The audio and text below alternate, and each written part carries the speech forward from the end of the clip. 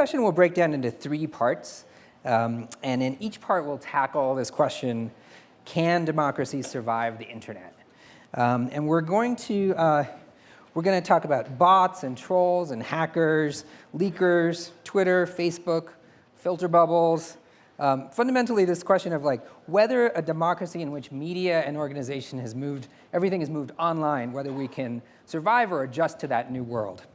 And we're going to start with Nate Persily. Nate is the James B. McClatchy Professor of Law at Stanford Law School, and his scholarship focuses on voting rights, political parties, campaign finance, redistricting, and election administration. He served as a special master or expert to craft districting plans for many states, and as a senior research director for the Presidential Commission on Election Administration. And his current work examines the impact of changing technology on political communication, campaigns, and election administration. And broadly, that's what he'll be talking about here today. Well, thank you so much. It is an honor to be here, and it's an honor to be on this panel. We have a lot of people who are following me. I think my role here is to sort of set the table, and then they're going to break the china, which is that I'm just going to talk about the issues, and they're going to, this is a deep dive after all. They're going to dive deeply into it. And so this is a big topic, obviously, dealing with the question of how the internet affects democracy. I want to focus on 3 questions. The first is, what are the unique challenges that the internet poses for democracy? Okay? Second, given those challenges, who should address those problems? And then finally, what would those reforms look like? But I want to start with a few caveats, which there are several pointy-headed academics like me in the audience, and I always get these objections whenever I talk about democracy and the internet, which is that we've all seen this before. That's the first academic disagreement. And the answer is yes. Some of these problems we've seen many times before, whether it's fake news or hate speech or even foreign intervention in domestic elections. Yes, we've seen it many times before. But the question I want to focus on, I think this panel's focusing on, what are the unique features of the internet that either are differences in kind or such differences in degree that we really need to focus on the technology. The second academic objection is that what you think is so bad is actually pretty good. And look, the internet is a technology like any other, right? There are going to be bad things for democracy that occur because of the internet. There are going to be good things. And I'll talk a little bit about how there's sort of been a sea change in the way we've thought about this in the last year, particularly because of the election. And then the third academic argument is, well, I've published on that before. And it's like, yes, a lot of people have been writing about this, right? And so many people, you went to Cass Sunstein's talk right before. He has a whole book, actually the 3rd book, on this question of filter bubbles and echo chambers, #Republic, and I commend it to you all. We have several other panels here at Aspen about this. But let me talk a little bit about how I got into this area, because as Farhad mentioned, I'm a campaign and voting rights specialist dealing with election administration, redistricting, and then campaign finance. When the Supreme Court issued its decision in Citizens United versus FEC, which is maybe the most reviled decision of the Roberts Court, or really the Supreme Court in the last 20 years, most people looked at it as this sort of great crime that the Supreme Court had committed on the nation, as giving corporations personal rights, right? That corporations are people too. I looked at that case and I said, that's not what this case really is about. It's really about the transforming nature of the internet for communication, and here's why. That case was not about a corporate television ad that was sort of washing over captive eyeballs as they were watching the Super Bowl or something like that.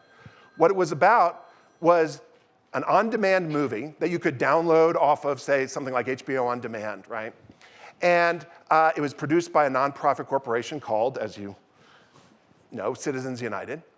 And it really presaged the future of political communication when we are no longer going to be receiving most of our information and communication through linear programming over the television, but through a range of devices, and in particular over the internet and our mobile phones and the like. And so that was my entry point in thinking about it. And so the question that I wanted to ask in an article that's titled the same thing as this panel is, what were the unique features that the internet that the internet posed for American democracy? And prior to the 2016 election, here's what I thought this book was going to be about, right?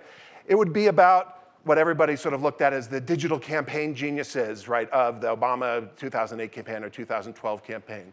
Maybe it would be about the revolution in small donor fundraising and micro-targeting, another theme that we saw in those previous elections. Maybe it would be about, again, the change in television as the main mode of political communication. But as you know, now when we talk about the effect of the internet on democracy, we're not talking about these issues, right? What we're talking about are things like fake news, right? We're talking about Twitter bots, sort of automated programs that send information over the internet to social media users. We're talking about foreign hacking, right, and dark posts on the internet, right?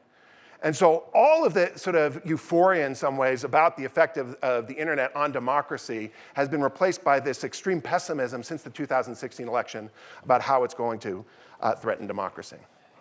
And so here's what I think are the sort of 6 features of the internet that make it different than the previous communication ecosystem in terms of how it affects democracy.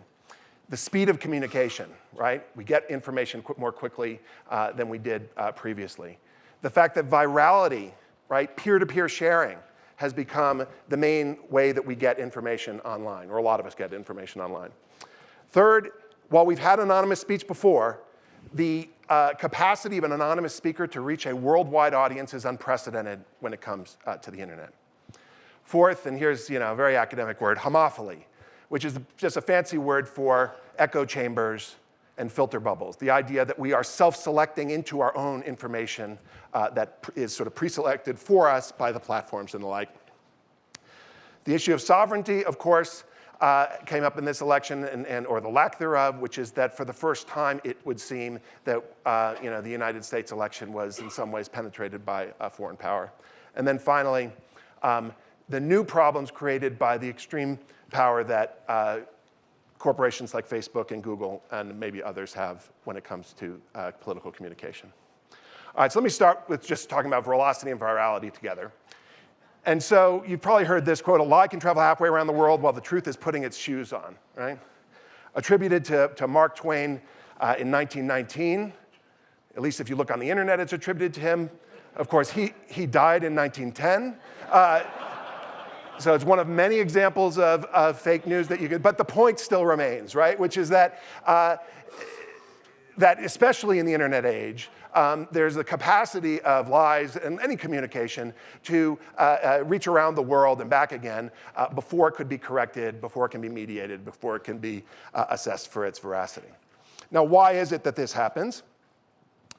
So the big story, right, in terms of the speed of communication is that we can do it individually, right? So that each one of us can essentially be a broadcaster, whereas previously you had, the sort of elite broadcasting companies, you had the newspapers, whether at the local or the national level, who could act as mediators that would stop certain types of information, or at least would put in roadblocks for certain types of speech and information from getting to the mass public. Now that had positive and negative consequences, right? So that when Walter Cronkite said, "That's just the way it is," Americans believed him, right? And there was a kind of neutral source for information that people could count on. That excluded certain voices from the left and the right, right?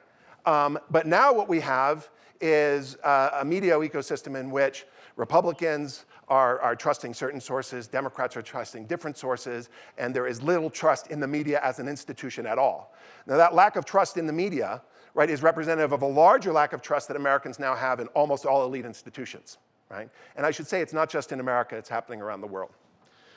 So this lack of intermediaries, right, the sort of elite intermediaries that sort of squelch speech or set the ground rules for what could be transferred from political actors to the mass public, is what makes the problem of fake news possible. Now, everybody who talks about fake news hates the moniker fake news. And you could count me as one as well, right? Because fake news is not really news. It's also describing a very heterogeneous set of phenomena. On the one hand, you have The Daily Show or The Onion, satire, which is, of course, fake news. And that was actually the first time when we talked about fake news, that was the phenomenon we're referring to.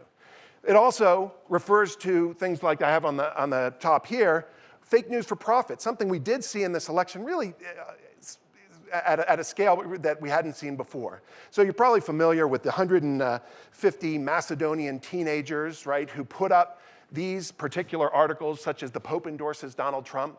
And why is it that they put up these pro-Trump websites? Well, it wasn't that they actually had some affinity for Donald Trump. It was that because of the way Google and other services provide ads onto those sites, they could make money by putting up something that then would get a lot of clicks. Right? And so the fake news for profit issue and topic came up. But then beyond that sort of relatively small problem of people who are putting up websites in order to make money off the ads, you also have, as we've heard in the most violent consequence of fake news, something like the Pizzagate scandal, right? Where someone sort of believing the conspiracy theories that were sort of stirred in the cauldron of Reddit and 4chan, these websites, then actually took action by going to a pizza shop and firing a gun. And so all of this, again, is a product of the fact that you don't have the traditional intermediaries and that it is a more populist, right, and popular form of communication.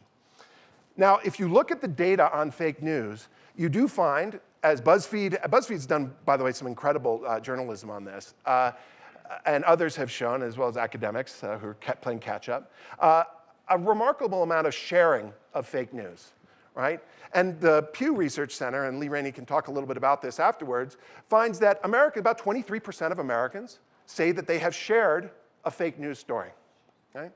And if you look at the tweets or the engagement on Facebook, which I have up here, you find significant sharing of fake news during the election. We do not know, however, what effect fake news had on this election. My colleague Matt Jenskow at Stanford actually says he doesn't think it played a dispositive role. But the problem here is, how do you define fake news? How do you get your arms around all the different types of falsehoods that are out there on the internet? Right? But what we can say is that the media ecosystem has changed as a result of it, that there are certain incentives that weren't there in the pre-internet world, and that we have sort of a lot of this content out on the internet. One of the reasons is because of the ability to engage in anonymous speech online. Now look, we have a long tradition of anonymous speech, something we should be proud of, right? The Federalist Papers, Publius. You go throughout the sort of anonymous pamphleteers of the founding era or later. Anonymity is something that's actually sometimes protected under the Constitution. But it is also, in the internet age, facilitates, get this, misinformation, the problem of foreign intervention. It aids in the propagation of hate speech, and then the issue of bots, which I was referring to before, that computers can essentially imitate human beings. Now, let me start in talking about the issue of bots. So just to be clear what a bot is, it sounds fancy, but it's not. It's basically just code in a computer, right, or in an algorithm in a search engine that produces a response or delivers communication to you. Bots can be good, bots can be bad. You can have a bot that tells you what weather it is every day, right? It's just a computer code that delivers information. When we talk about the kinds of bots that affect campaigns and affect elections, though, we are often talking about, in particular, Twitter, although it's really interesting that there are now bots on YouTube, and there are bots on Facebook, though they've been pretty aggressive in trying to police them. But these bots are automated accounts that pose as individuals, in a sense, or they seem like they might be individuals, who retweet content, produce content. Sometimes the bots are sort of sent in to comment on other people's posts, but it creates a false impression of popularity. So something like 1/3 of the followers that Donald Trump had on his Twitter account during the campaign were bots. But Hillary Clinton had them as well, right? Millions of bots were followers of Hillary Clinton. Interestingly enough, Donald Trump retweeted bots by, there's some debates about this, 100 to 150 times during the election. But that's because you don't know who a bot is, right, to sort of the average observer. Analysts, well, the reason we know these sort of statistics on how many bots are out there is because if you figure someone is tweeting, some account is tweeting 24 hours a day, 7 days a week, you think, well, maybe it's not human, right? And so there are ways of trying to figure out who's a bot and what's not, but it's a significant amount of the Twitter accounts. Twitter says it's 8%. Some analysts say it's closer to between 10 and 15%. Certainly during the debates or right around the presidential debates, about 15% of the election-related conversation was being done by these automated accounts. About 45% of the Twitter accounts in Russia are bots, okay? And so it's a significant issue going forward.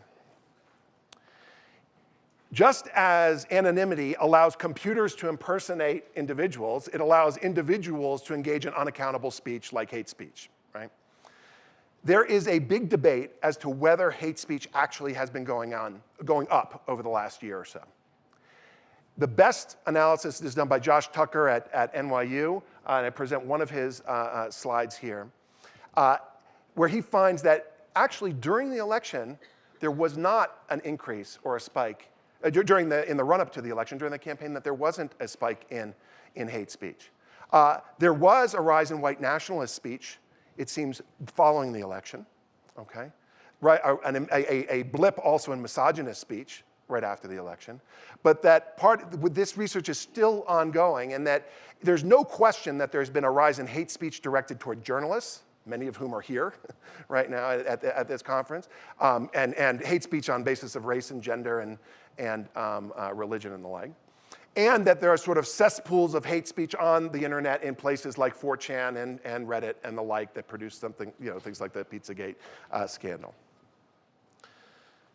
Now, just as there are these cauldrons of hate speech online, there are cauldrons of everything online, right? That there are locations where you can go to get reaffirming information that satisfies your pre-existing biases. Whether it's cat videos, right? Or whether it's white nationalist rhetoric, whether it's supporting a political candidate or the like.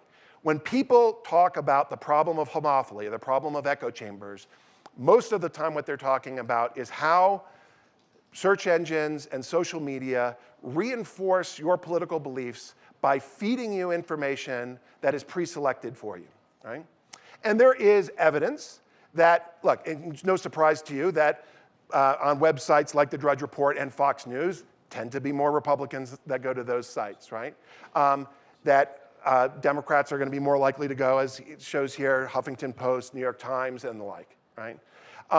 Interestingly, and this is from my colleague Shanto Iyengar at Stanford, the two publications that fall right in the middle are Real Clear Politics and USA Today, at least during the election.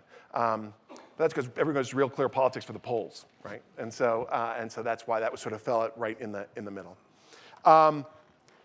And so the challenge in thinking about homophily and whether the internet is reinforcing our pre-existing beliefs, it's not enough to just say, well, look, conservatives gravitate to conservative sites, liberals gravitate to more liberal sites.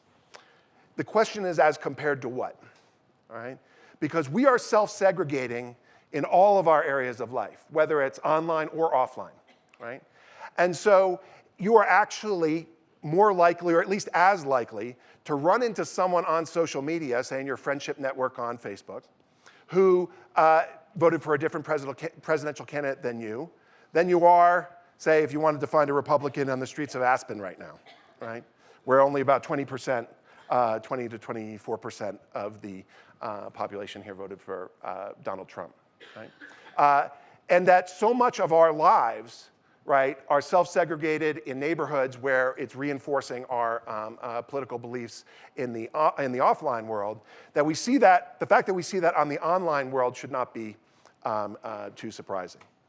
Nevertheless, when you start looking at hot topics of politics and the like, that you do see Twitter networks, which are, Democrats are retweeting Democrats, Republicans are retweeting Republicans, and people are, of course, gravitating to many of the sites that I showed you on the first slide. All right. Now moving to the last two unique features of the internet: sovereignty or lack of sovereignty, and monopoly. And we'll have, I'm going to just briefly talk about this because we've got some real experts on the panel following me talking about this. In thinking about the issue of Russian penetration in the last election, which you just need to turn on the TV, you'll hear about it every day. All of these other features of the internet that I've talked about up till now are ones that are facilitating the ability of out-of-state actors, right, to have an influence on our domestic elections. That is, I think, one of the unique features of the internet age, right? Yes, it's true that the United States, and you look at what the United States did in Latin America, that there are examples where we have had an effect on domestic elections. And there are examples of attempts that Russians, even during the Soviet era, may have tried to have an effect in the US domestic elections. But the sophistication of the Russian disinformation campaign with the use of what are called, trolls, bots, cyborgs, you know what bots are now. Trolls are actual human beings. If you've been watching Homeland, they did a whole episode dealing with trolls. Or cyborgs, which are sort of actual human beings who are in charge of a range of automated accounts. Through hacking and disinformation and the dissemination of propaganda and the like. Through both official and unofficial channels, right? So that whether it's through the RT television network or through the RT and Sputnik web channels or websites, that we saw a lot of this effort in this last election. Finally, let me talk about the issue of monopoly. So I had to get the Atlantic in here, right? Which had an article that Facebook is eating the internet. Not to be undone, the Columbian Journalism Review says Facebook is eating the world. Or, as another publication said, that Google is the new mind control and that you need to have Google and Facebook, stop Google and Facebook from destroying journalism. And so there is no doubt that the power that these platforms have is different in character from the power that, say, the three networks had. Because if you look at the effect that they're having on the revenue sources for journalists, it's a completely different world than one where you had the sort of oligopoly of the broadcast networks and the like. It's a different kind of monopoly, though, right? It's a different type of power. And where there's going to be a whole session here at Aspen later today about whether Google and Facebook are too powerful. So I commend that to you. But we have this sort of bizarre situation, right, where you have this concentrated power among the platforms and you have this fragmented media environment at the same time. So you have more information at your disposal, information and disinformation, than we've ever had before. And yet the power of any individual platform is diminished except for just a select few like Google and Facebook. All right, so now let me conclude with just talking about what the sources of reform are. First, you could look to government regulation, and that's what's happening in Germany, right? So there is a law that's been proposed to stop, it's called the fake news bill, but it's really not about fake news. It's about any illegal speech that is prohibited under German law, which includes things like Holocaust denial, but also a kind of capacious definition of slander and the like. That will then be illegal online, but more importantly, that the platforms will be liable up to 50 million euros for any example of illegal speech that occurs on their platform that isn't taken down within 24 or 48 hours. Then there are the platform self-regulations. So you've probably seen, if you have a Facebook account, this new option post-election to report a story as fake. And so you, the user, are now empowered to then send a message to Facebook that a story should be referred to fact checkers. If two fact checkers then agree that it is false, then it will be marked as false for every other user. That's what it looks like when you get a disputed fact check. And then finally, there are a series of apps that have been developed to help all of us combat each one of these problems, whether it's echo chambers or whether it's fake news or whether it's automated accounts or not, to then give you, the user, some options that the platforms might not give you. But in each one of these cases, the reforms fall into one of several categories. Either, as in the fake news situation, there's additional disclosure as to what, where this is coming from or who's behind it, or whether it's been checked as fake news. In some cases, it's demotion in a search engine and the like. So for example, Google News' algorithm will tag certain stories or certain sources as less credible than others so that then they are not put at the top of a news feed.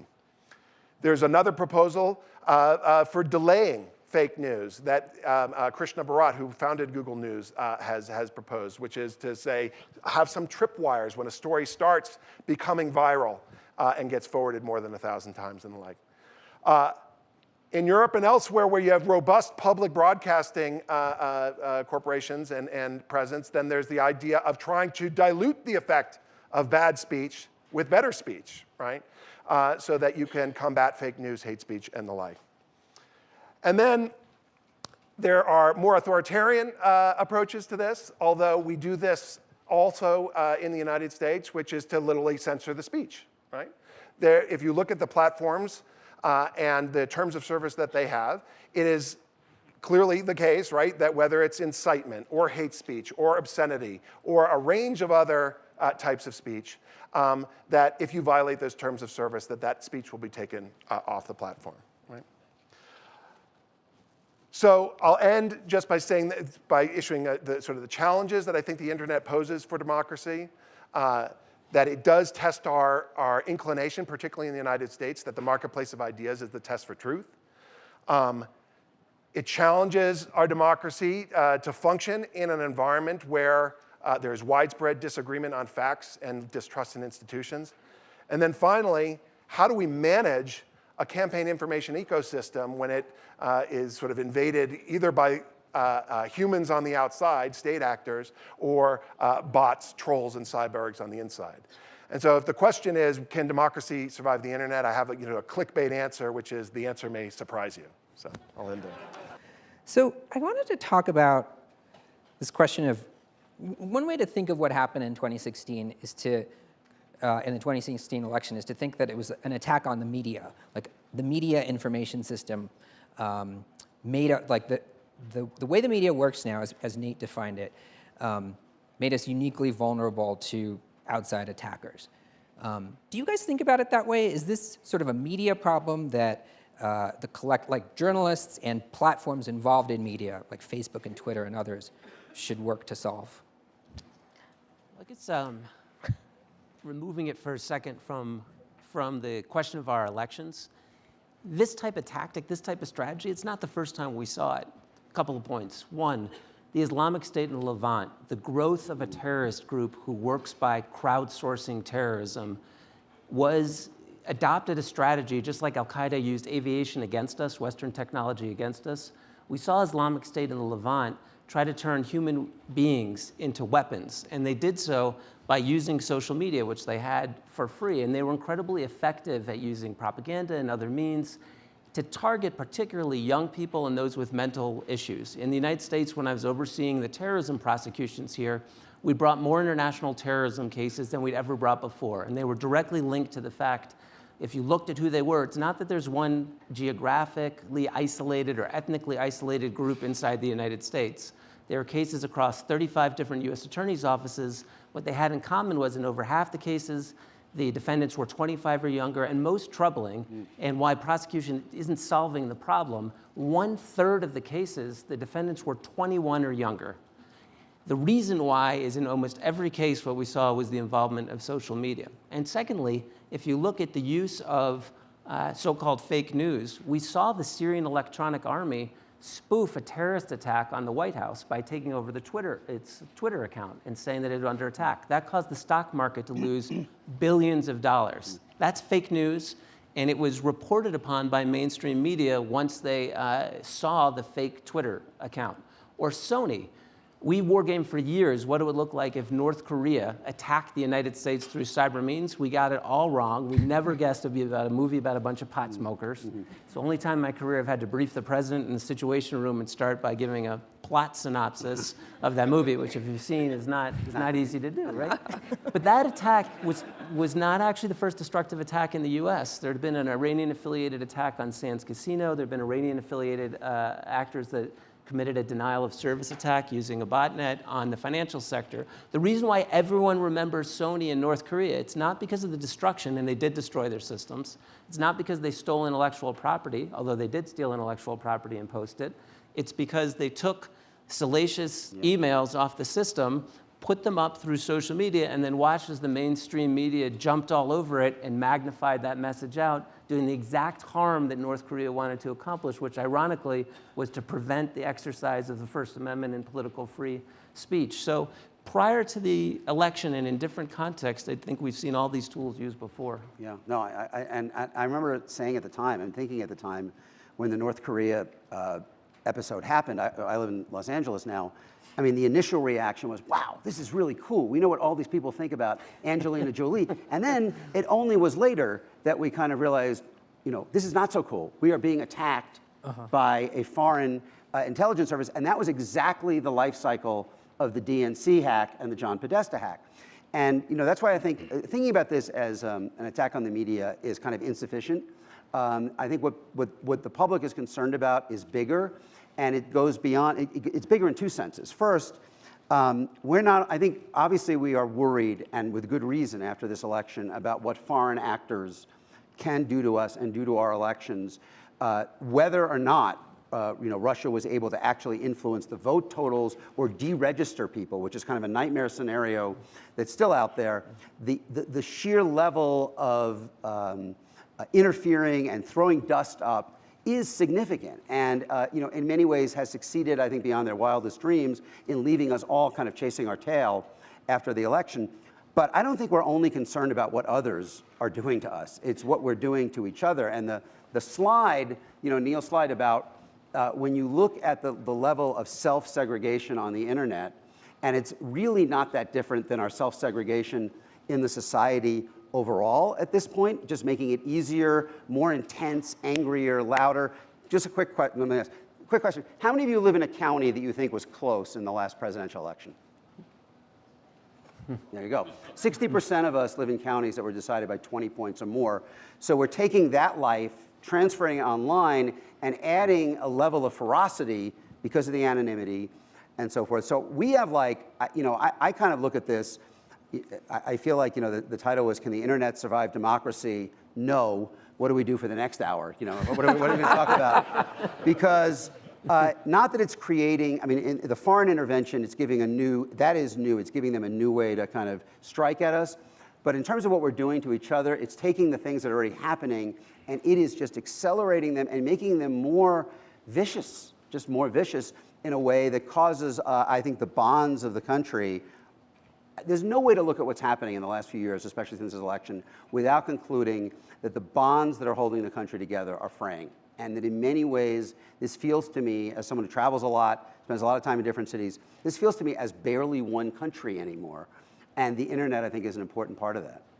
Well, I want to say that all that is true, but I do think you're right that the media itself has been attacked, but it's in a different way than what you guys described. So I see it through the lens of finances. So if you think about, we had this really wonderful period where having a robust media that was extremely adversarial to the government and really proved to be a great watchdog was also something that was for profit and made money.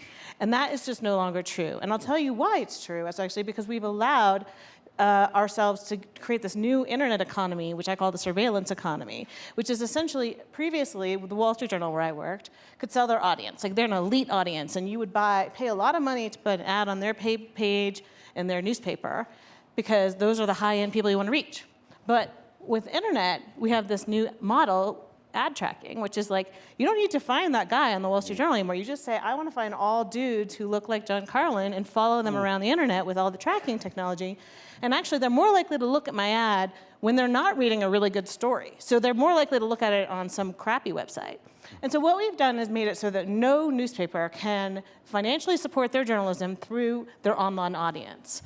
Not the two leading media outlets in the top 100 properties globally that are New York Times and ESPN, and neither one of them is profitable online. And so if you can't be a top 100 online property and make money, I don't know who can. So then you have another thing, which is nobody would have ever bought an ad in Breitbart before, okay? Or Daily Stormer or any of these other places. But they all have ads from Google Ad Networks. And so what we've done is we've taken away the funding for traditional media, which had a real sense of a purpose and a watchdog and a mission, and we've funded sites that are basically just clickbait propaganda on both sides. but there's probably maybe more on one side.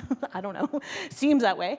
And so we do have a financial problem, which is, how are we going to support journalism? Because journalism is the watchdog for democracy. Right now, if there were no leaks in Washington, all those people would be very happy to pretend like there's nothing going on, right? There's no healthcare bill. Like, what do you need to know, right? And so this is what journalists are for. And so we do have to face the fact that if you don't fund journalism, it isn't going to be a watchdog for democracy, and then we won't have democracy. But so let's say we had a better funded mechanism for creating media. What would a reformed media have done with something like the Podesta emails? So he gets his phishing attack, he clicks on it, all his emails get out there. How does a sort of responsible news environment that's competitive, address that? That's a very difficult question, because you have the European standard is actually very pro-censorship, and it's something I don't think that we would take well to here, right? The whole news blackout in France before the election, it actually worked well for them, right? The WikiLeaks thing just died, but at the same time, me as a journalist, that makes my skin crawl. The idea of not writing about something. And so I don't know that we as a nation are ready to go to that level, but it's also worth noting that they have kept their democracies intact, and maybe that's the price you have to pay. And maybe the answer, I felt like from the beginning with the Podesta emails that the bigger story was how they were getting out, how this had come to happen, than it was anything in them. There's no way, to your point, that we're not going to cover, I think, what is put out. But I think the perspective, I would hope after the North Korea episode, and certainly after the 2016 episode, that the question of who did this and why is at least as prominent right from the beginning. Because realistically, as you say, and there are no gatekeepers anymore, there are no standards. Somebody is going to put it out there, what's in the email. But the message, I think, should have been, and at least I can say in my own reporting, from the beginning it was, how is this happening? Why is this happening? Who is this doing it? Who is doing this has to be equal, I think, equal billing. That's an important issue, and as the non-media member, other ways we should start thinking about this is going to happen again. We've had every leader of our intelligence community say the Russians consider this a success. They did it before to other countries. They've done it here. It was a success. They will do it again in 2020. Maybe as soon as 2018. So what can we do that does not rely on the better angels of the media to resist from reporting stolen traffic attacks? That is a thin read, yes, that is a thin read. In France, it wasn't just one thing that happened in France. So let's assume there's nothing you can do if your system's connected to the internet to keep a dedicated bad guy, particularly a nation state, from getting into your system and looking around. One low-cost change of thinking that we've talked about in the corporate sector for a while now is, hey, if you assume that's the case, don't put everything that could harm you the most in a folder called Crown Jewels and put that inside your system, right? Maybe put something in Crown Jewels that won't work if they steal it. Well, the Macron campaign did that. So they essentially knew Russia was going to break into their system. They deliberately put fake email into the system. When it was then stolen and they attempted to leak, they still told the mainstream media and others, we're not going to tell you what's real or what's fake, and Russia doesn't know what's real or what's fake. Suddenly people didn't want to touch the story. Another issue, though, on the truth is, who's the credible voice, which is very hard when you're leading up to an election. Which political leader is going to get up and say, hey, there's a foreign power that's interfering with our election, even though all of us in law enforcement and intelligence community can see what's happening? I think there we should think about a structural reform of having a body, a dead man switch, if you will, of career officials who can make the determination this is happening, and they have no. Why couldn't it have been like the FBI director?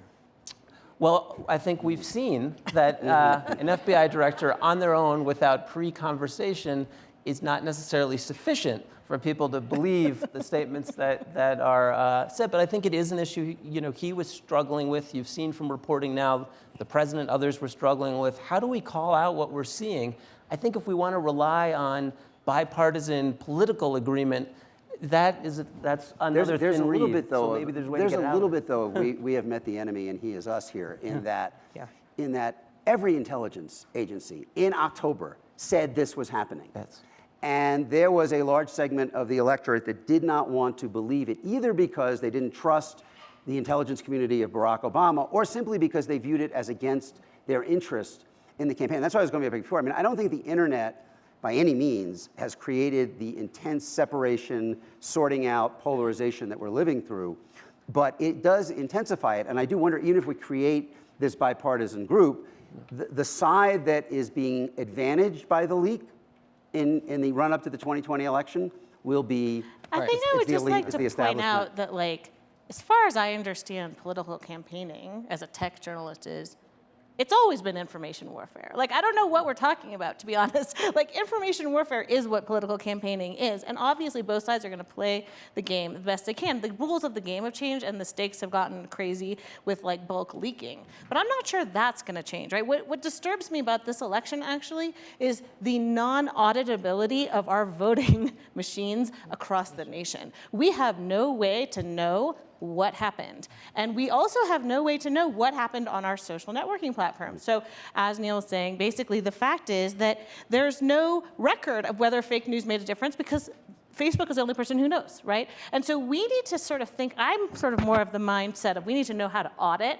right? Because I think that's how our democracy works. We are not into censorship. We're not into the proactive preventing of information, but we need to function as a democracy to audit it. And there are some pieces right now that are not auditable, and they need to be auditable. And that's what I would say needs to change. You would think one thing that is different is that the kind of the moving so much of the communication online has created more opportunities than in the past for these foreign actors. Yep. In the 1968 campaign, it's not as clear to me how you would have tried to disseminate information. I mean, say, the across U.S. the has country. dropped leaflets in Yeah, certain sure. countries. It's Yeah, not like right. we've never done but this before. No one's dropped leaflets here. I mean. Oh, cool, but like. You know, it's. No, but I also think there's an argument that this was more effective than leaflets, right? Like the idea of Because it leaves no fingerprints. right, and the idea of sort of hacking internal, campaign documents that would be amplified in the media seems different to me, like sort of fundamentally different. But it's not preventable. I mean, I do think what John's saying is like, it's not,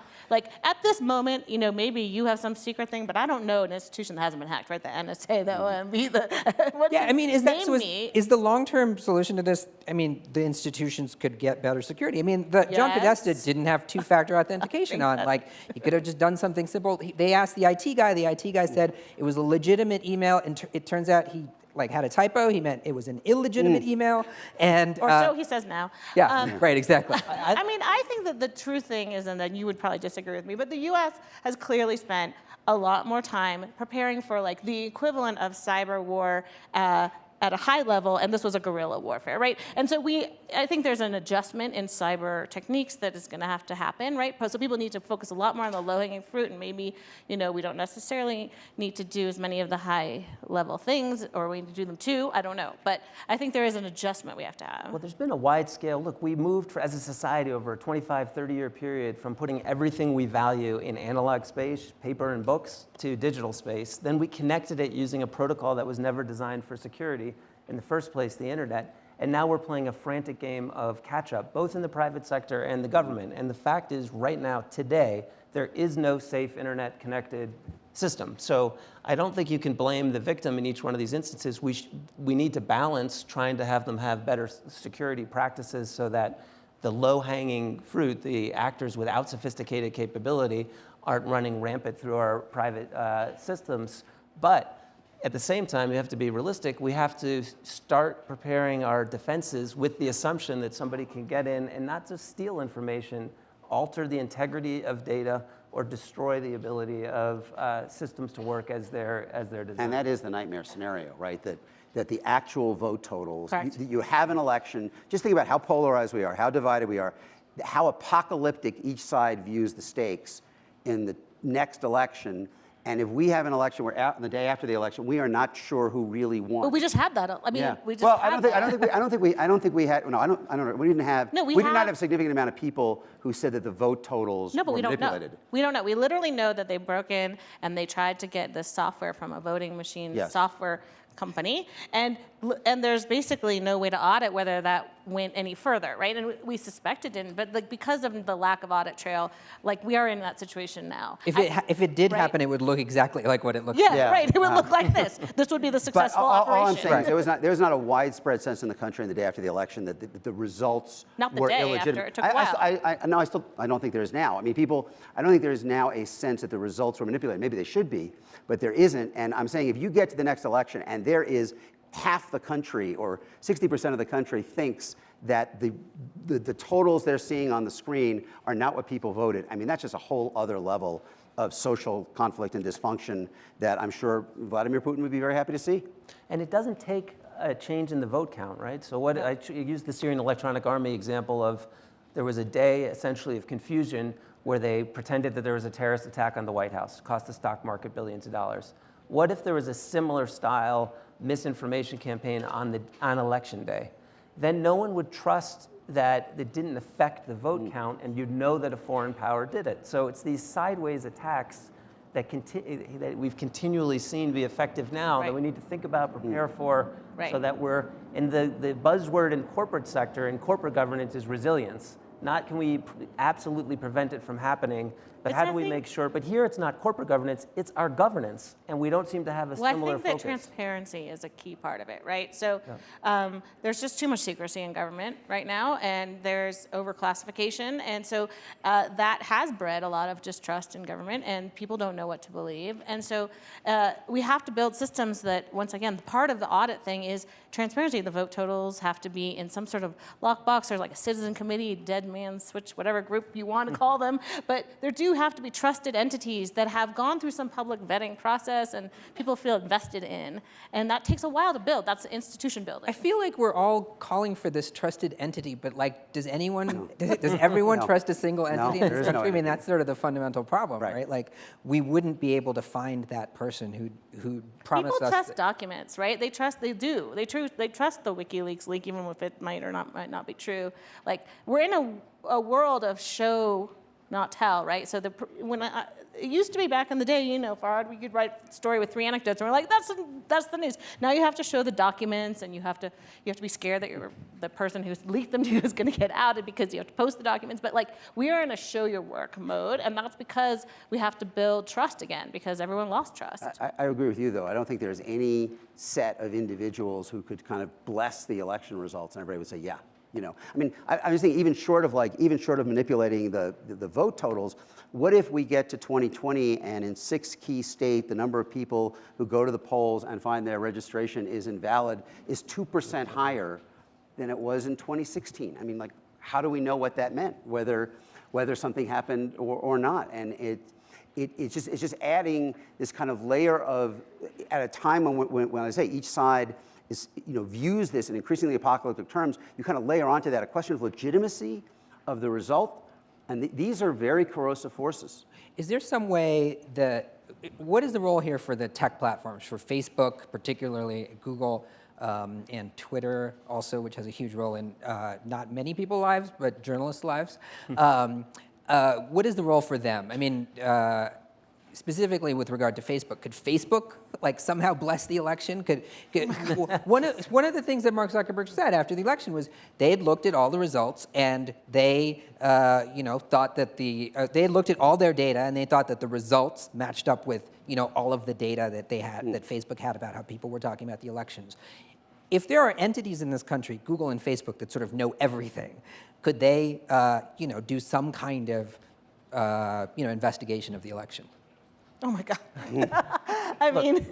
I do think it's auditable. You can have paper ballots. You can have an auditable trail in terms of the actual vote count. Not every state has implemented, and every region would. Look, one of the reasons we were safer against a foreign power's attempts to change our vote count is we are incredibly inefficient. We have 70,000 different voting systems. And so not all of them have put in a paper trail, but you can. That would be auditable. It physically exists. You can go back and check it. Registration rolls would be harder, but you could devise a solution that, again, is based on the idea that the digital data, if we connect it to the internet, is not going to be our solution. So we need something plus. Back to the future. Back to the future. And that's been true. You look at the Russian attacks on the Ukrainian electric grid.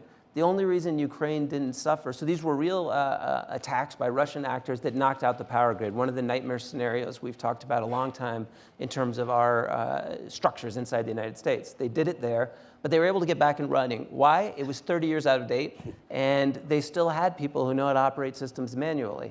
We're rapidly moving towards, on purpose, we're moving towards an arena where nobody would know, even your car, no one's going to know how to manually fix it anymore.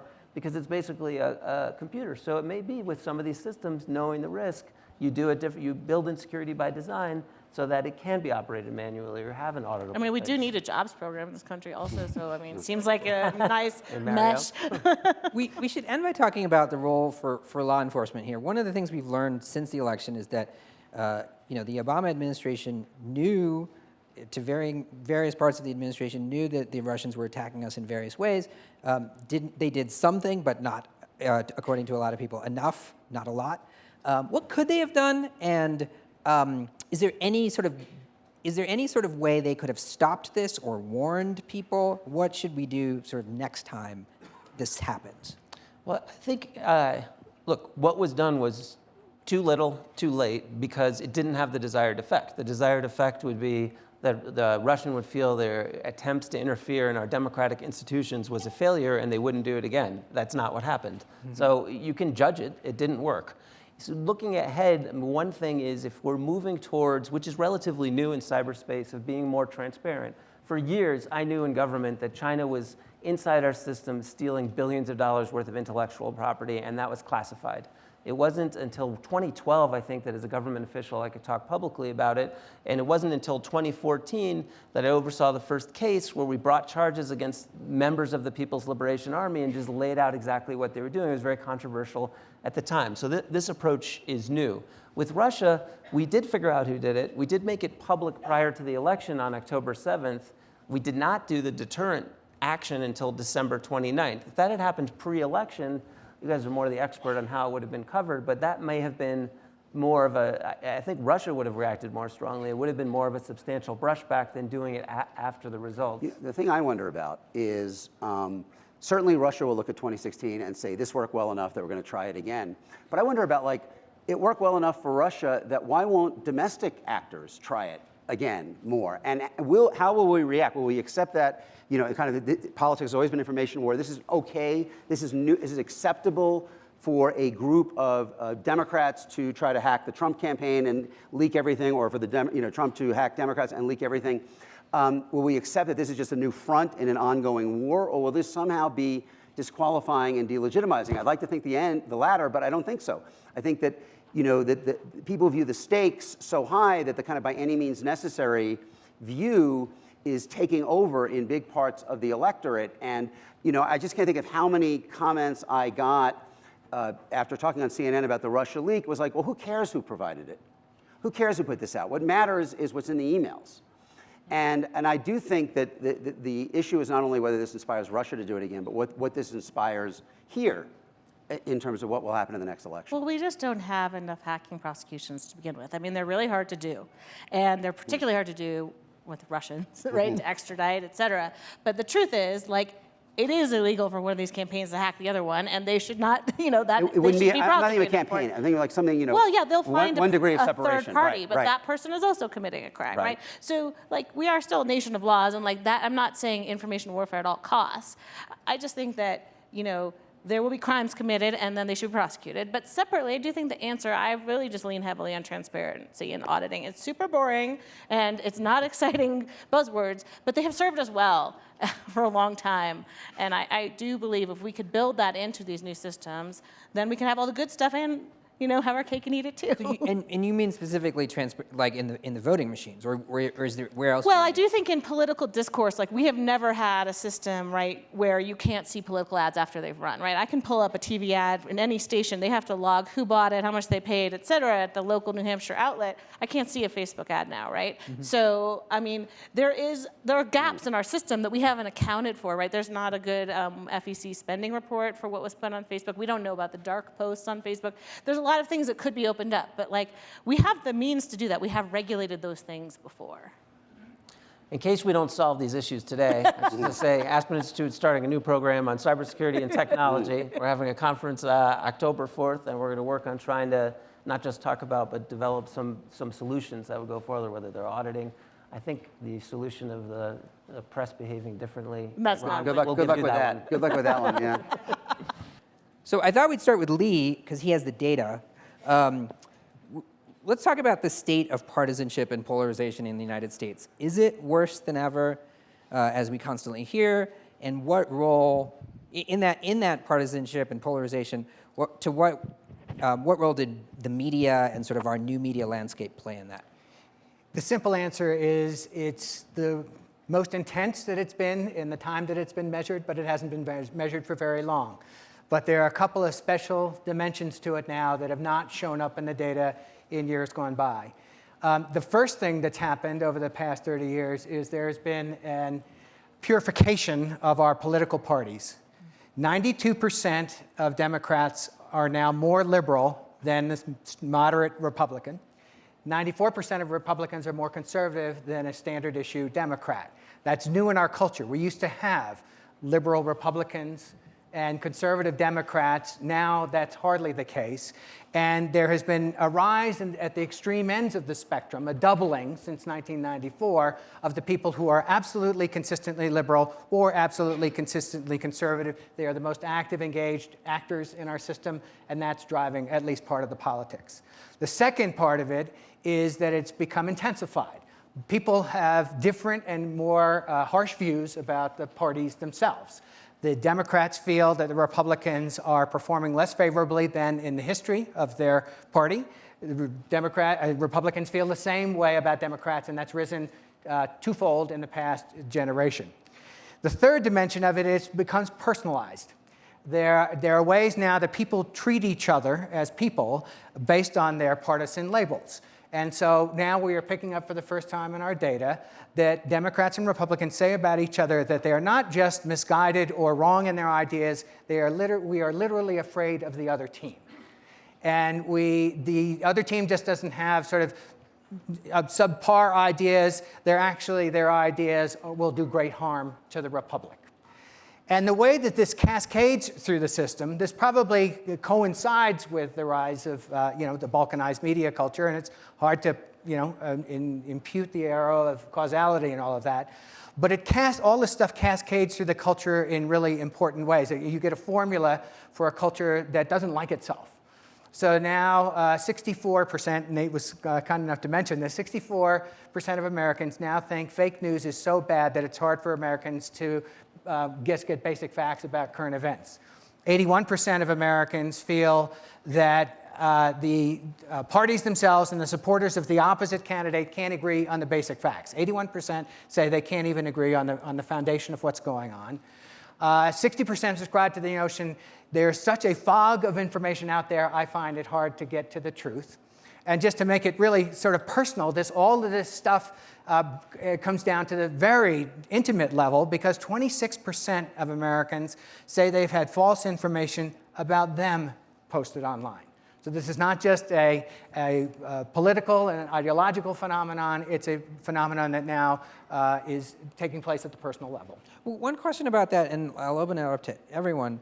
When I'm sort of talking about the way that the internet has sort of fragmented politics, people always say, well, that's how it was at the earliest part of the United States. That we were originally, before kind of mass media society, we were more polarized as a society. What's different now in both media and how we respond to media from, I understand you didn't do polls back then, but Wish we did. Yeah. Well, the simplest thing to say about it is that it's way more visible now than it ever has been before. So whatever it was then, people can see more of it now. They can see more stupidity. They can see more ignorance. They can see more fake news. They can see more disputes. And these disputes can go on for longer and longer because there's no incentive in the system to shut them down. Why not keep fighting over things? So they have a sense that the culture is constantly at war with itself, and it's constantly divided among disputing parties that just cannot be reconciled. What do you guys think about it? Any thoughts about either of those? Well, I mean, just to pick up on many of the threads from the previous sub-panel, I mean, we do have a problem also in which society's immune system is very weak. We're very susceptible. And there's this negative feedback loop that's taking place. So, the question of how do we fix this problem? You can't just fix the internet. It's sort of, and you can't really separate between fixing the problem on the internet and fixing the problem offline. It's sort of like you need to address you know, what are the root political, geopolitical, economic, social issues that are causing our society to be so distrustful, that are then feeding into the internet, that are then perhaps being exacerbated by various technology and design choices that companies have made, by the lack of transparency in a number of places, et cetera. But it all kind of mixes together in a negative feedback loop that then makes it harder to reform politics, harder to deal with gerrymandering, harder to deal with campaign finance, you know, because it's all feeding on one another. Harder to deal with economic issues because people become more and more polarized and you can't get consensus around any policy. And the solution is not going to be easy, but it is going to require, you know, people in a position who have control over technologies, whether they're regulators, whether they're companies, to really think, okay, how do we want this to be designed and managed in a way that's going to contribute to the kind of society we want to live in? And it's, you know, we have another session coming after this that's going to deal more in depth with that question very specifically. But there's no simple fixes. You know, in Germany, there's been laws proposed, as mentioned earlier, to deal with fake news. And the problem is that technically, when companies are trying to stamp out speech that is unwanted, they make a lot of mistakes. Activists and journalists get censored accidentally as well. And the other issue is that any solution or any approach you take to addressing these problems, because of the unique nature of the internet, it's going to have a global impact. It's not just going to affect Americans, it's going to affect people in Syria fighting Assad and ISIS, right? So if you say, okay, we need to get rid of anonymity, we need to weaken encryption so that we can catch the bad guys here at home, so that we can better identify the bad actors in our systems, well, there's some people over in Syria who just toast. Right, and also investigative journalists in a lot of countries as well, who are trying to bring the truth to light. They're under attack not only by extremists and kind of groups that do not believe in kind of global values, but also by their own governments in many cases. And all of this then feeds back into our own environment. You know, makes Putin stronger, you know, makes lots of situations harder, makes young people in many cultures more susceptible to terrorist messages because there's no strong alternative views. So it's a very difficult problem to deal with. Very intertwined. Thanks for the high note. Yeah, but you know, I mean, this is why, in you know, other places and at other times, and you know, in the long run, if you don't double down on protecting civil liberties, human rights, and freedom of expression, you know, globally, it's going to get harder to. But the internet does. We're going to be even weaker in our ability to address the problems. I think we're being way too negative about the internet. I think it does a lot of those things. And when you think about it, the underlying kind of theme of this, the major problem that is spoken or not so spoken is, we're talking about how certain platforms seem to provide people with information that reaffirms what they already think. But it's not like Facebook said, hey, you're a conservative, I think you're a conservative, I'm going to keep showing you conservative content. They said, I'm going to show you things from the people you know, and I'm going to show you content from the pages you like. And when you start clicking on those things, I'm going to figure out whose content you seem to like and keep showing you more of that. And had Facebook not done that, we wouldn't be having this conversation because they wouldn't have grown to the scale to which they grew today. They did that by giving users the things they naturally want. Content from people they know, conversations with people they know, and to Nate's point earlier, that's not all that different than offline conversation. So we have Facebook, but the internet is not just Facebook, and Facebook traffic to publishers is dropping, and that's why publishers aren't making money the way they used to a couple of years ago. And when you look at other things on the internet, there are factors that really do build on democracy. Wikipedia, no, it's not the best source in an academic paper, but Wikipedia is effectively crowdsourced. And it is a place where you do see people on both sides working on a particular article, coming to something like a middle ground, something fairly balanced. it's not all doom and gloom. I think you had this thought, right? That sort of networked organizations like Wikipedia may be sort of one way out of this. Yeah, the big story that probably underlies the problems that we're talking about here is the collapse of trust in major industrial age institutions.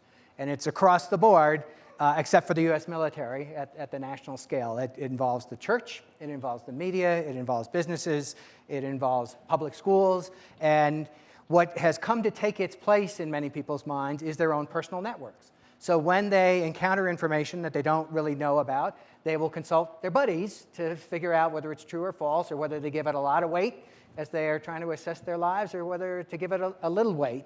And networked organizations and networked personal structures are the coin of the realm in this age. So Wikipedia is a perfect example of it. Open source communities have worked out amazing protocols now where people can fact check each other and give each other positive feedback loops and come together to solve collective problems and things like that. And so there are networked solutions to a lot of this stuff that doesn't write you a new healthcare law. And it doesn't necessarily fix the tax code, but there are sort of supporting civil structures that are emerging from the networked world that are pretty promising.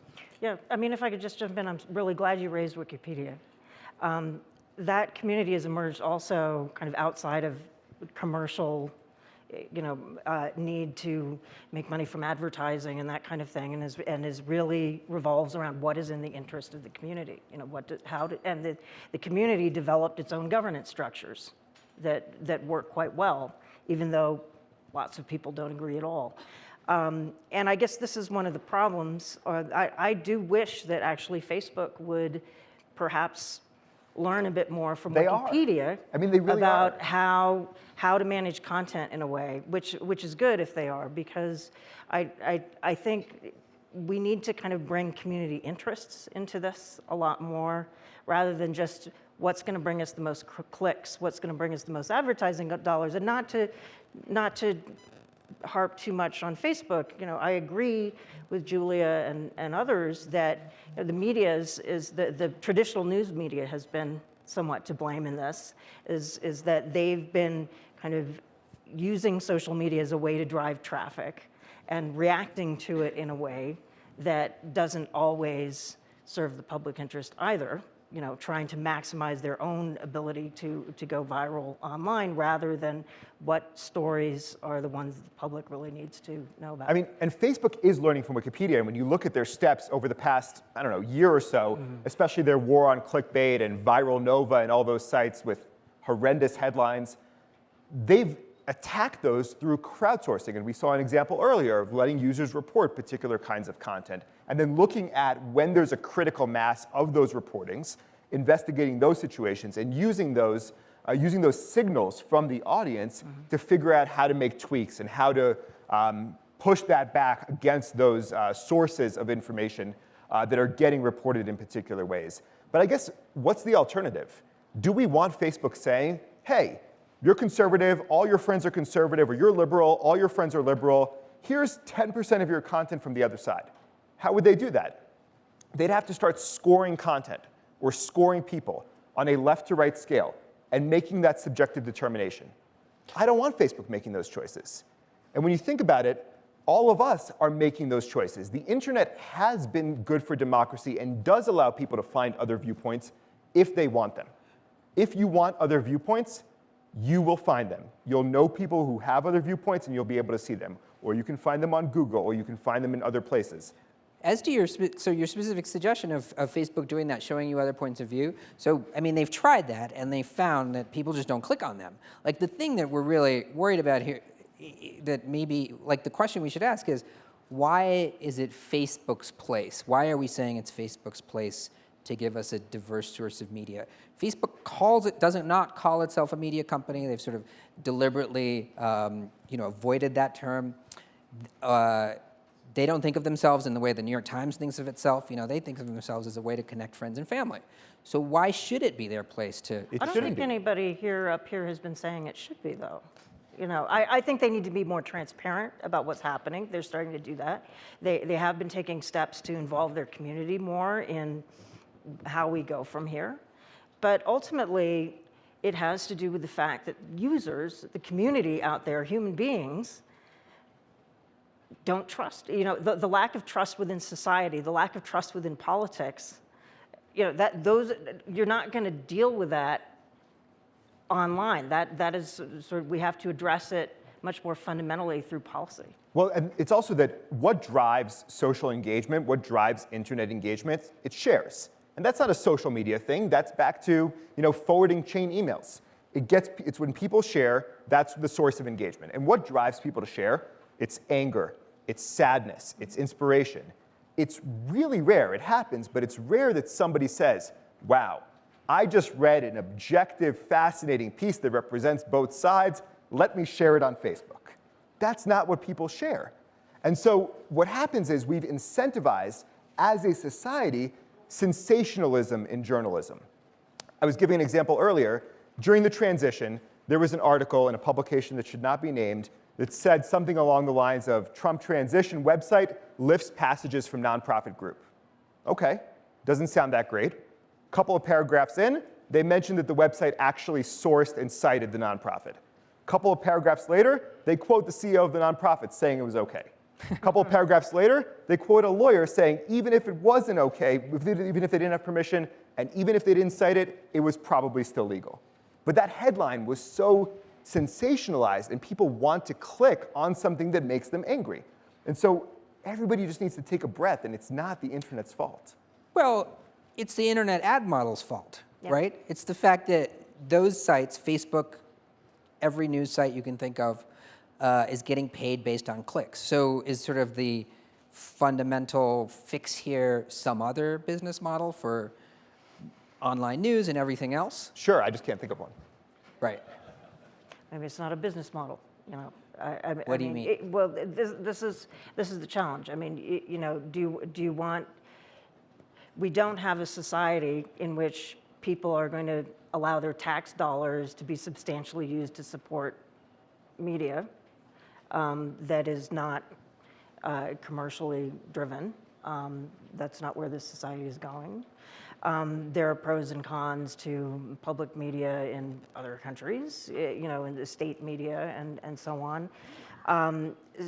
So it is a problem, but certainly ad-driven media is part of it. I don't think we know exactly what the solution is, other than that there needs to be more experiments. There needs to be more community media, citizen media, you know, Subscriber-driven media. subscriber-driven Right, media. I don't want to be a shill for my employer, know, but this but- is what we've switched, like the New York Times sort of new business model is to Right. get subscriptions.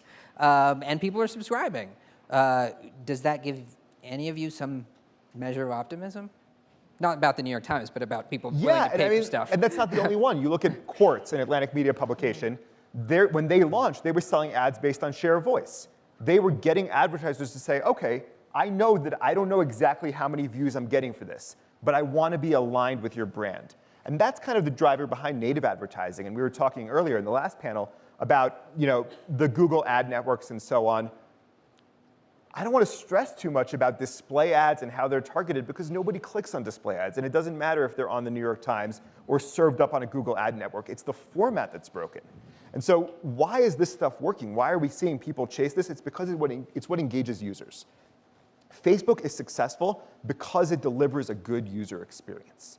It delivers content that people want to read. We can do that as consumers, as media organizations, but it can't be by driving up these archaic display ads. Can I refine the notion about what an echo chamber is? Because I think the chain of circumstances that people have in their heads when they're describing that phenomenon is that people literally lock themselves in an information bubble and refuse to engage alternative points of view and only build personal networks around like-minded folks.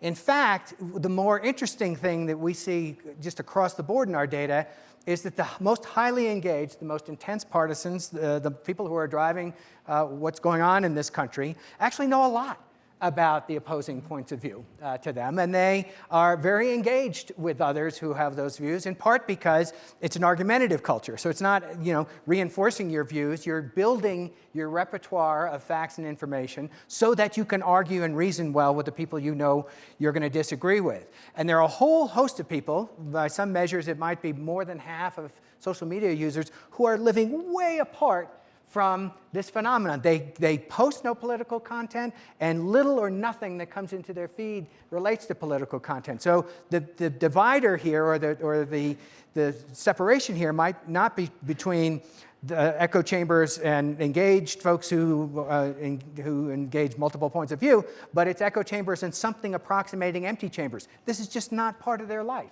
They don't care for it. Yeah, as to your first point, I mean, I rarely watch cable news, but I know everything that Sean Hannity said last night, and everyone on CNN and everyone else, because it's all on Twitter.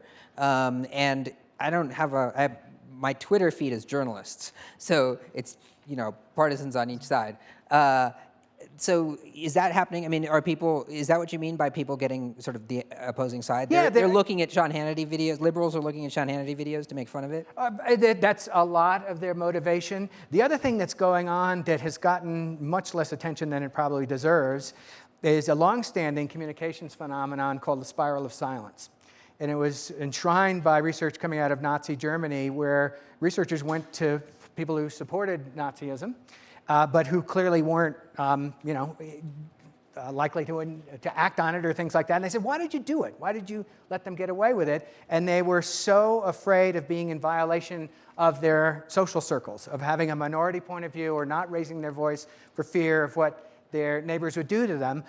It's now, the internet might have broken that. The internet, because it enables lots of people in lots of ways to speak out and speak out anonymously if they think they're in a minority point of view. The fact of the matter is perfectly replicated online. People, if they think their Facebook or Twitter followers will agree with them, are much more likely to talk about it than not. And in fact, if they think their Facebook and Twitter followers disagree with them, they won't even bring it up in a person-to-person context. Mm-hmm. They think the world is a little bit arrayed against them, and they're scared of saying what they worry might lose them a friend or start an argument.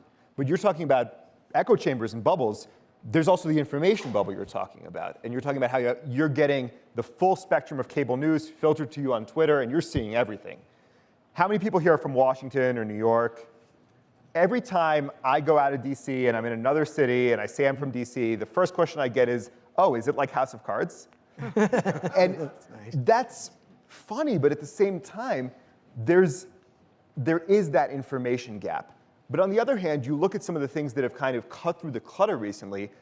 S-Town, the podcast, was actually a great example of this. It was a way to show people what a different part of America lives like, feels like, experiences. And it did tremendously well. I doubt many people listening to the podcast had the same political views as the people it was about. Yeah. So another optimistic note, I think that it's entirely possible that Facebook and Twitter won't be the predominant way that we get news in 10 years or 15 years or even 5 or 2. Mm-hmm. One thing I have been using a lot recently is Snapchat. Snapchat is, there's no virality. You can't really share stuff to your friends. There's news on it, but it's curated by Snapchat, and some of it's made by Snapchat. And the way that they, cover some natural disaster, for example, is everyone who uses Snapchat will send in videos of, their experience of flooding or something, and you'll see many, many different people's perspectives, in a short 2 or 3 minute video, which is so much more informative than, sort of a cable news clip of that same thing. Well, first of all, it's hard to find coverage of non-politics on cable news anymore. But even if you did, it would be difficult to have this wide range of views. It could be, and I don't know if Snapchat will succeed or not, but Facebook might copy all those features, and then you might have those kinds of things in Facebook also. Okay. Yes, I agree. The other thing that's been so interesting to watch, and we haven't quite documented it at Pew because it's hard to talk to people about, is I think it's broadened people's sense of what is news. So all of that stuff that's happening in a cluster of your friends' networks is news to you that wouldn't rise to the level of something even maybe a local news outlet would cover. But you're better off for knowing it, and you're more engaged with your buddies for knowing it. And there's a way that this intimacy, that the internet is absolutely the core affordance of the internet is that kind of intimacy. That's maybe the wave of the future. I'm excited by all the opportunities in this space. And if you think about it, Facebook found an unmet need and filled it. And then Snapchat said, what can we do that's different and better and serves a different need? And somebody's going to disrupt Snapchat. And nobody in the 14 to 20-year-old range is using Facebook right now. We've all seen the Pew studies that show that. So what's next? What's going to disrupt Snapchat? What's going to disrupt the ad models we're talking about, the content models we're talking about? It's not that it's cyclical, it's that it's a constant evolution. And somebody's going to crack the code, and Facebook's going to either buy them, learn from them, or evolve. Yeah. No, I think you're right. And I started out kind of on the negative side, but I work with a lot of communities that would be completely unheard if it weren't for the internet. But I do think that new technologies and innovations aren't kind of auto-magically going to take us to a more democratic and kind of human rights and just world without some mindfulness on the part of people building these things.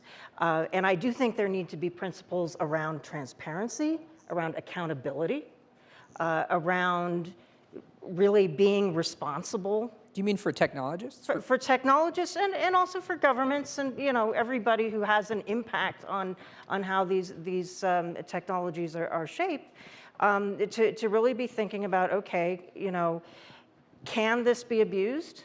And if abuse of power, of information power, if abuse of the ability to conduct information warfare or to enable it takes place, can we even know who's abusing their power? Can we hold them accountable and responsible? And if companies abuse their power or governments abuse their power via networks, we need to be able. It needs to be auditable. It needs to be held accountable. And you can design for that, or you can design for more opacity in ways that can empower incumbents. And so I agree with your optimism in the long run, but I do think people need to be mindful about how they're designing these things. In principle and in theory, and not to end on a point of disagreement, but that sounds great, but who's going to enforce that? What top-down mechanism is going to make that viable? And then do the abuses or the issues or the challenges move up to that oversight level? Wow. And I guess, I don't know, you guys know where I work. I only trust the market to get this right. Well, the enforcement doesn't have to be top down, right? It can you can have consumers and investors. Well, I mean, it could be like Wikipedia, right? It can be, yeah. Or I mean, there are a lot of I run a project where we've started to rank companies on their policies and practices affecting freedom of expression and privacy, and the hope, and we're working with Consumer Reports, and the idea is that once you have a more informed public, once you're making it clearer precisely what the different companies are doing, exactly who is informing us a bit more about what they're doing with our data and how they're manipulating what we see and cannot see, that there will be more pressure to do well. So I think, I'm not saying it's a top-down sort of government solution necessarily. I think there are a lot of mechanisms around auditing and accountability, and companies have responded to pressure that didn't come from governments to issue what are called transparency reports that give us more information about how they're responding to government censorship and surveillance requests. That didn't, that wasn't a government regulation thing. That was coming from a whole set of different kind of civil liberties and human rights actors and investors as well. And so I think we can kind of push and work with companies to move in the right direction.